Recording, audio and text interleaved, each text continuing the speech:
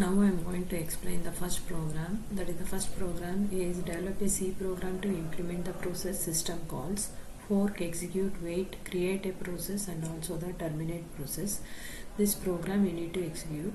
So you want to execute this program in Ubuntu software. So in the Ubuntu software we will see how to execute the program. First thing we need to,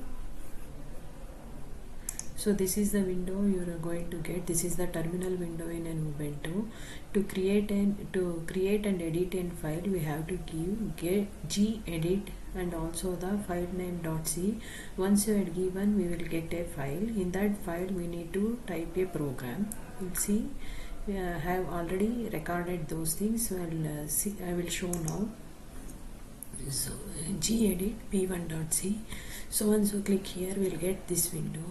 In this window we have to write a program. Here I have already written the program. First statement, these are the directives, include stdio1 this is for print statement, then lib.h for exit, then system type dot for create a process id. Next, wait is the system call. For wait is a system call. For that library we have to include CSE wait.h, and also for fork is to create the process, though that is present in a library unistd.h. This is the directives. These things we have to include to run this program. This program contains once we are created a PID is equal to fork, it is going to create a parent process and also the child process. For PID is equal to 0, if that is once the PID is created, it is getting some number that is equal to 0, then the child process get executed.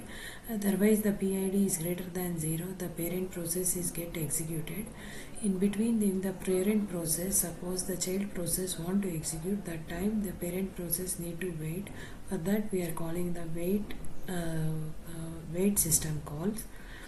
So if both the thing is not executed, if this condition is also false and also else if condition is also false, it is going to execute the else part, that is error in the forking, there is no process has been created, then we have to exit from that part.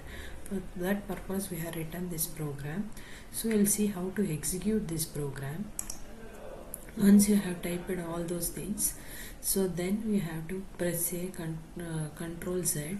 So once you have given a control Z, it is going to stop the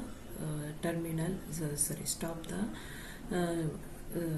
program. It will come to the terminal. There we have to compile.